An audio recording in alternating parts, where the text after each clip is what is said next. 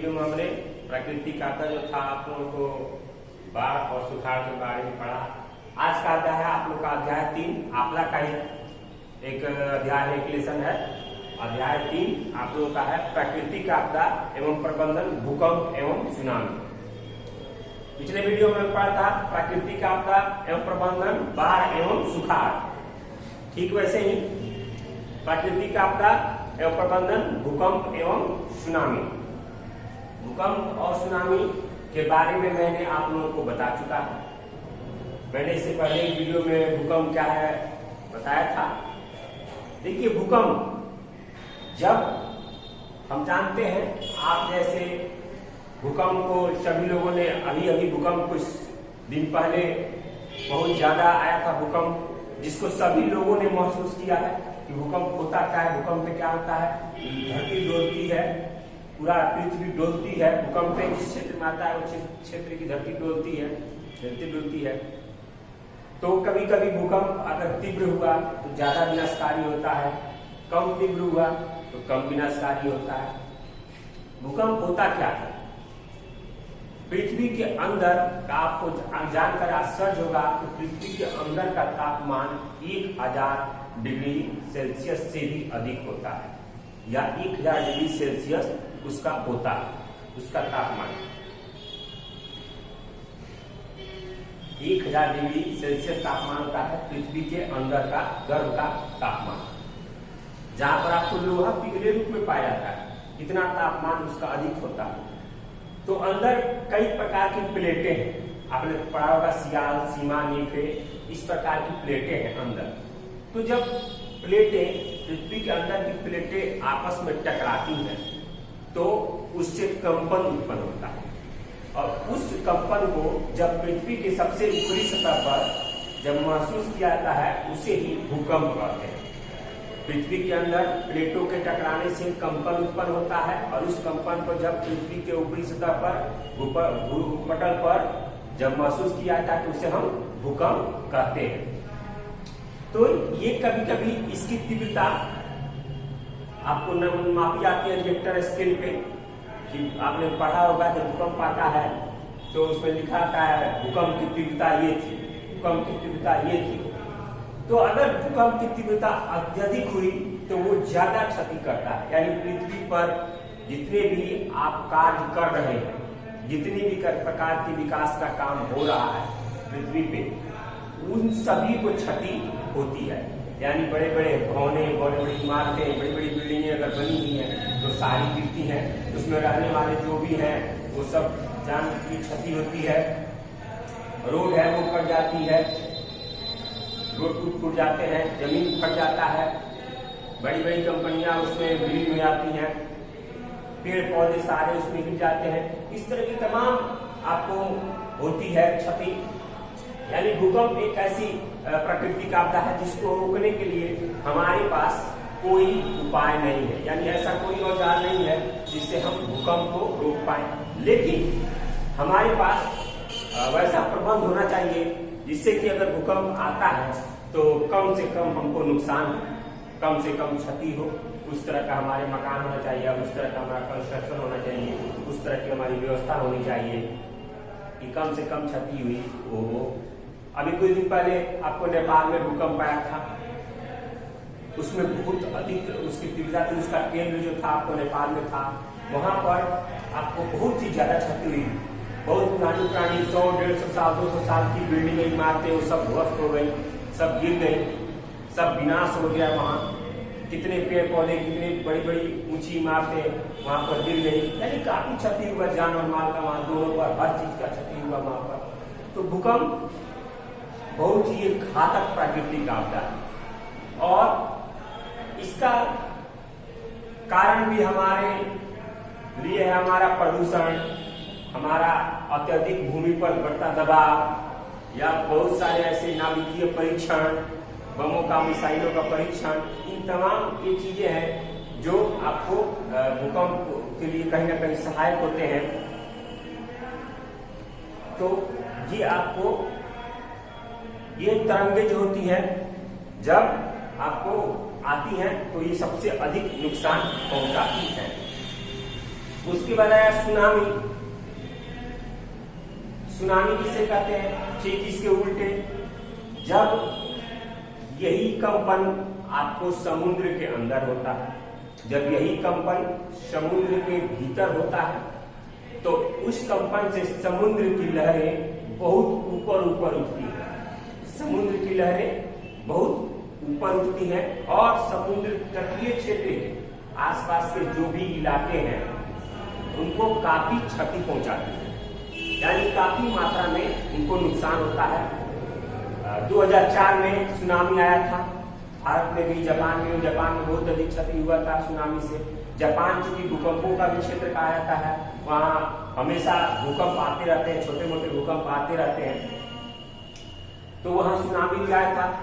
तो समुद्र के इलाके चूंकि बसे हुए हैं, हमारा भी कितना बहुत सारा ऐसा तट है, दक्षिण भारत का सारा तट जो आपको है वो समुद्र से घिरा हुआ है। 3 क्षेत्र हमारे समुद्र से घिरे हुए हैं भारत के।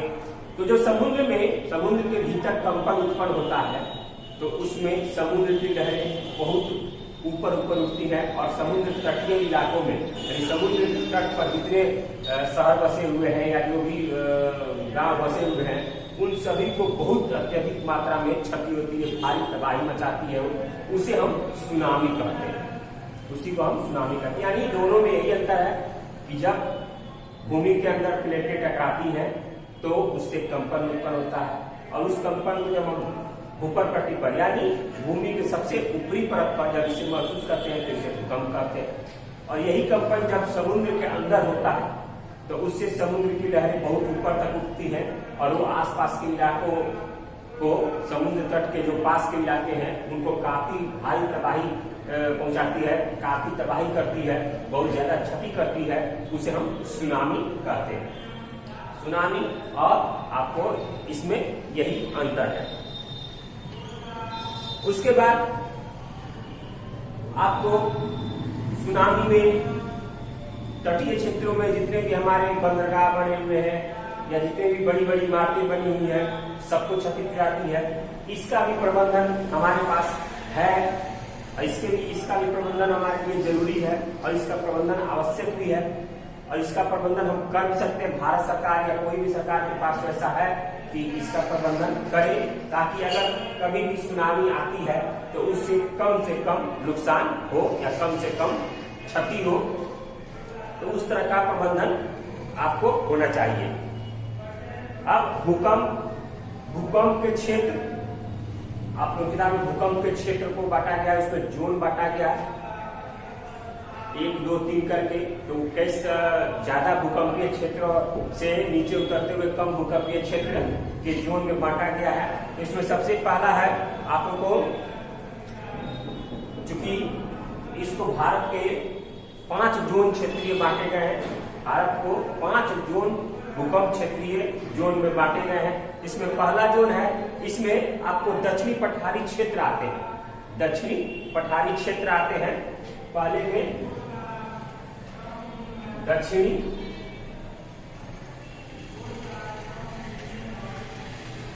पठारी क्षेत्र आते हैं, जो आपको ये सबसे ज्यादा भूकंप क्षेत्र के क्षेत्र हैं, यानी यहाँ पर भूकंपों की संभावना सबसे अधिक होती है। दूसरा है जोन 2, जोन ये में ये हो गया जोन 2। जोन 2 में आपको प्रायद्वीपीय भारत के तटीय मैदानी क्षेत्र आते हैं। तटीय मैदानी क्षेत्र, तटीय मैदानी क्षेत्र, इसमें दक्षिणी पठारी क्षेत्र के अपेक्षा ये थोड़ा सा कम आपको भूकंपीय क्षेत्र माने जाते हैं। उसके बाद जो जोन 3 है, जोन 3, तो इसमें आपको गंगा सिंधु का मैदान, राजस्थान,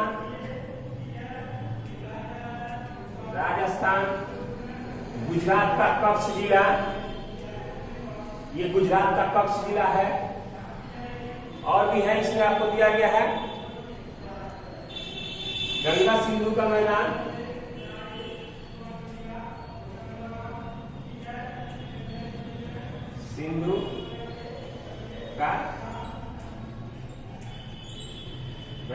ये आपको है,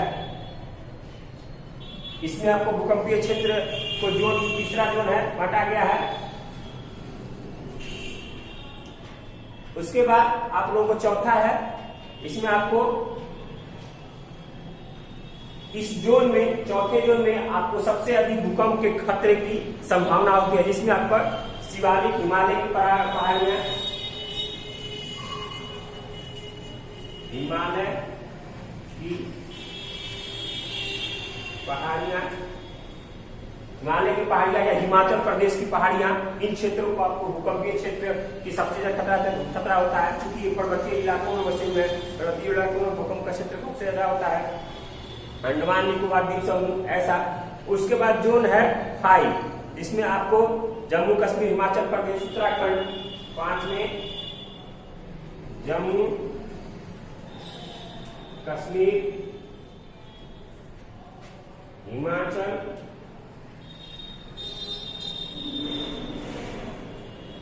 प्रदेश, गुजरात आदि के क्षेत्र आते हैं। तो 5 जोनों में बांटा गया है आपको भूकंप क्षेत्र को। ये आपको 5 जोन में है, जो सबसे अधिक, चौथे में, पहले में आपको भूकंप क्षेत्रीय घोषित किए गए हैं। और बाकी जो है मैदानी इलाकों में, इनों में भूकंप आते हैं, लेकिन ये कम आपको क्षेत्र घोषित किए गए हैं, कम इसमें नुकसान होता है। इसलिए ये जो क्षेत्र है 5 जोन के, ये आपको सबसे अधिक प्रभावी भूकंप के लिए क्षेत्र माने जाते हैं। आज मैंने हम लोगों ने भूकंप और सुनामी के बारे में पढ़ा।